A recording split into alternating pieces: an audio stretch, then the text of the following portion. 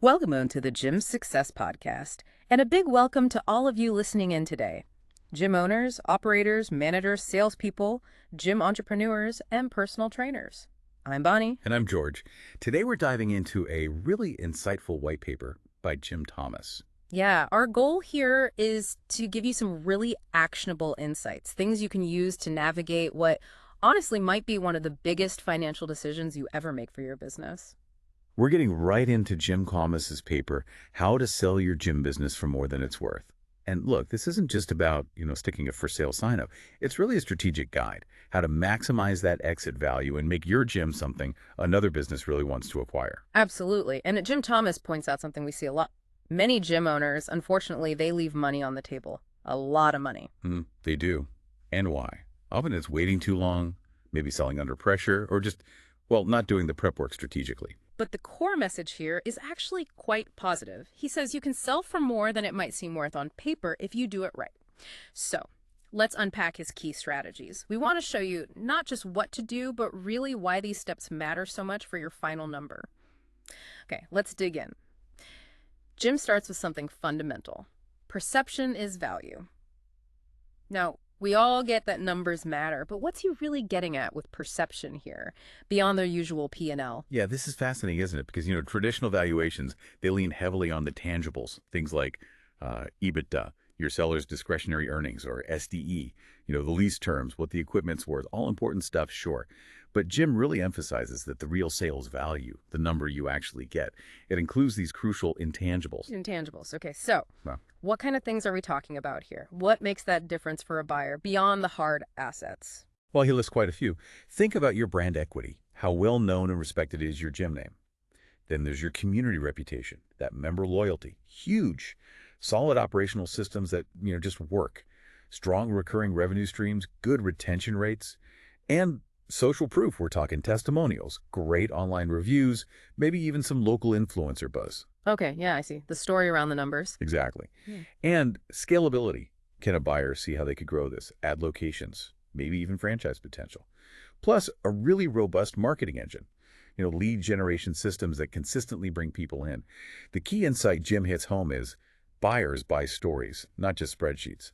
A gym with a compelling story growth, potential, loyalty, it can just fetch a significantly higher price. That makes so much sense. And speaking of systems, this next point is a big one, especially for founders. Shift from owner-dependent to system-dependent. Jim puts it very plainly. If you are the business, its face, voice, and daily operator, it will not sell well. Ouch, that's Good, right. a direct hit for a lot of owners, Yeah, right? it absolutely is. And maybe one of the toughest transitions for an entrepreneur to make. But to really boost that value, make it appealing, you have to make the gym, essentially, plug and play. Mm-hmm. That means maybe building a strong management team, promoting senior staff so the place doesn't grind to a halt if you're not there. So it's not just about you anymore. Right. And it means documenting your standard operating procedures, your SOPs, and for everything. Sales processes, how you train staff, member onboarding, your retention strategies, billing, all of it. You want a buyer to look at it and see a clear, repeatable blueprint, not just, not just you running around making it happen. So it's really about proving the business can thrive without you personally steering the ship every single day. Jim gives a great pro tip here. A gym that runs smoothly without the owner. It's more scalable. It feels like a safer bet for the buyer. And yeah, ultimately, it's worth more money. It boils down to smart delegation or even automation, using tools like CRM systems, scheduling apps, sales software, things that make the processes repeatable and less reliant on one person. Okay, so we've got internal systems. Now, let's shift to the external push. jthomas says you need to turn the gym into a marketing machine. Buyers aren't just buying like 4 walls and some treadmills. They want to buy momentum. Is that the idea? That's exactly it. You massively boost the perceived value when you can show them a powerful, predictable, lead-generating machine that's already firing on all cylinders. This means things like having an active, clean email and SMS list. And with good open rates, Jim specifically says greater than 25%. That shows real engagement, not just a dead list. Okay, 25% open rate, that's a solid benchmark. Definitely. And strong social media engagement, lots of positive Google reviews, high star ratings, you know the drill. Consistent performance from your Facebook or Google ads with a defined return on ad spend, ROAS. They want to see the numbers. And of course, an optimized website that actually ranks well locally for relevant searches. Buyers want proof that new members aren't just luck. There's a system for acquiring them. He gives such a great, really concrete example of this, too. He says, when you say, we generate 200 leads a month at $6 per lead and close 25% into paid members, the buyer instantly sees a predictable ROI engine, and they will absolutely pay more. That just crystallizes the value, doesn't it? It shows repeatable success. It really does. And this flows perfectly into the next crucial point. Boost recurring revenue before listing. In the valuation game, predictability is just king. Yeah. It's pure power.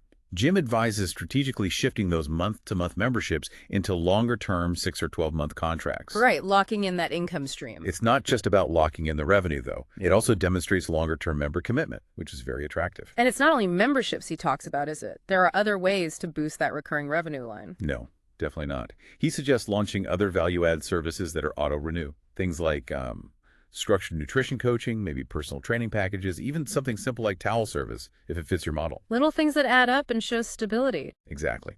Plus, he mentions offering paid-in-full discounts. Yeah. This can front-load your revenue, which makes your cash flow look much healthier leading up to the sale, and also creating tiered pricing structures. This clearly shows a potential buyer the built-in upsell opportunities. Right, showing growth potential within the existing member base. And if you tie this all together, Jim really underscores that buyers pay a premium for that predictability.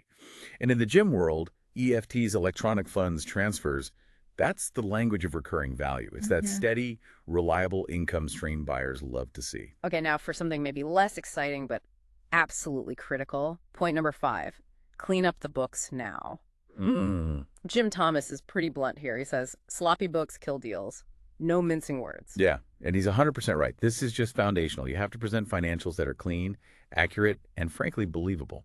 A really common pitfall for gym owners is mixing personal and business expenses. It happens all the time. Oh yeah, the car lease, the family cell phones. Exactly. So the key steps are meticulously comb through and remove all those personal expenses. Be rigorous. And then carefully separate out anything that's an owner benefit salary, maybe some perks, so you can accurately recast the earnings. Show the true profitability of the business itself. And you need to provide clear, professional P&L statements, balance sheets, the works. Because that buyer's due diligence team, they will go through it line by line. Oh, absolutely. Yeah. And Jim says it goes beyond just those core statements, too. He really emphasizes preparing a compelling CIM, a confidential information memorandum. This is your detailed business showcase. Right, the full picture. Yeah. It should have historical revenue, expense breakdowns, clear data on retention and attrition rates. Buyers care hugely about churn, member demographics, performance data for different services you offer, like PT versus classes, and a solid summary of your facility lease. That lease is a major factor. And he stresses getting professional help here, right? Right. Like an accountant. Definitely. Bring in an accountant, not just to prepare the numbers, but someone who can stand by them, defend them, and explain them clearly during the whole sales process. It adds immense credibility. Okay, that makes sense. Then Jim uses this great analogy. Stage the gym like a real estate agent. You wouldn't try selling your house if it was messy and needed repairs, so why would you sell your gym without giving it a proper physical audit and spruce up? Exactly. And this isn't just about looking nice. It signals professionalism and underlying value. It's about the perception again. It means, maybe a fresh coat of paint, deep cleaning everything, decluttering staff areas in the front desk, replacing worn out flooring or broken equipment, making sure the HVAC works perfectly, that the showers and restrooms are spotless, pristine even. Little details matter. They really do. Upgrading signage, maybe improving the lighting to make it feel more vibrant, and ensuring your front desk team is consistently welcoming and professional. The whole goal is to create this feeling of visual momentum, a gym that looks and feels like it's thriving, well-managed, with happy members. It's just inherently easier to sell, and for a better price. It tells its own success story. Okay, so the place looks great, the books are clean, then Jim gets really strategic with this next one. Position it as a strategic acquisition. So instead of just putting up a sign saying gym for sale, you're actually packaging it as a specific opportunity for a certain type of buyer. This is where it gets really smart. It's about framing. You're not just selling your gym, you're selling a solution or an expansion pathway to the right buyer. For instance, maybe your gym is the perfect way for a regional chain to finally enter your specific market. That's a strategic move for them. Okay, I see. Tailoring the pitch. Or perhaps it's an ideal bolt-on acquisition for a private equity group that's trying to scale up their fitness portfolio. It could even be pitched as a fantastic turnkey opportunity for a seasoned personal trainer who's ready to become an owner. Less risk for them. Or even for a competitor. Yeah, absolutely. Maybe it's a chance for a competitor to consolidate the market or remove a strong rival. That has strategic value too. Your business broker plays a key role here. They need to identify these potential strategic buyers and then craft the narrative, tell your gym story in a way that resonates specifically with their goals. Got it. So how do you translate all this preparation into actual buyer interest and hopefully higher offers?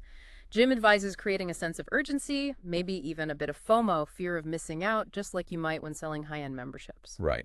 He suggests a controlled rollout. Maybe announce the sale quietly at first, just to a pre-vetted short list of really qualified, serious buyers. Then you set a formal bid window. Put a clear cutoff date on offers. This naturally encourages competition if you've got multiple interested parties. Creates a bit of pressure. It does. But crucially, you have to avoid looking desperate.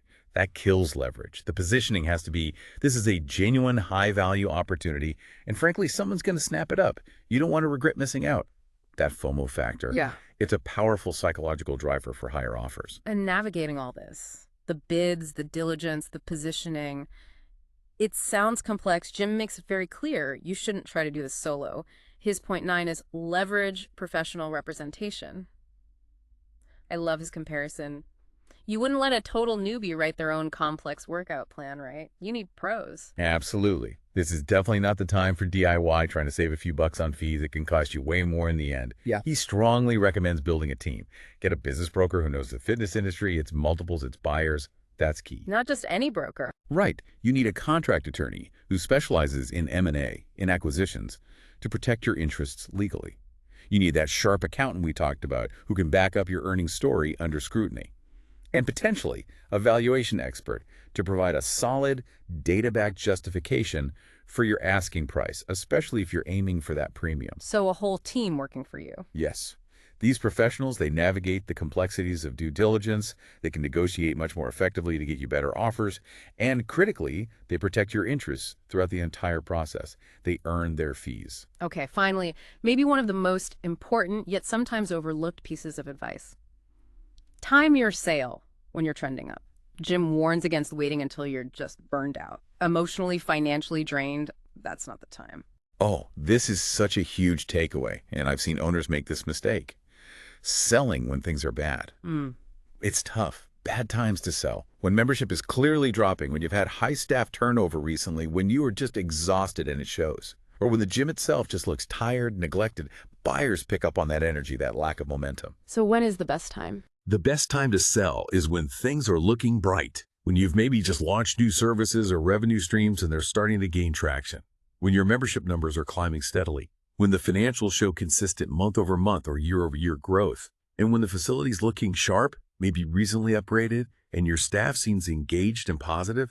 Remember, buyers are paying for potential. They're buying the future. So you need to sell them the dream, the upward trajectory, not your fatigue. Wrapping it up, Jim Thomas's final thoughts really bring it home. The gym business, yeah, it feels incredibly personal for most owners. It's their baby. But the exit, that has to be professional. It has to be strategic. If you genuinely want to sell for more than just the baseline asset value, you have to put in the work.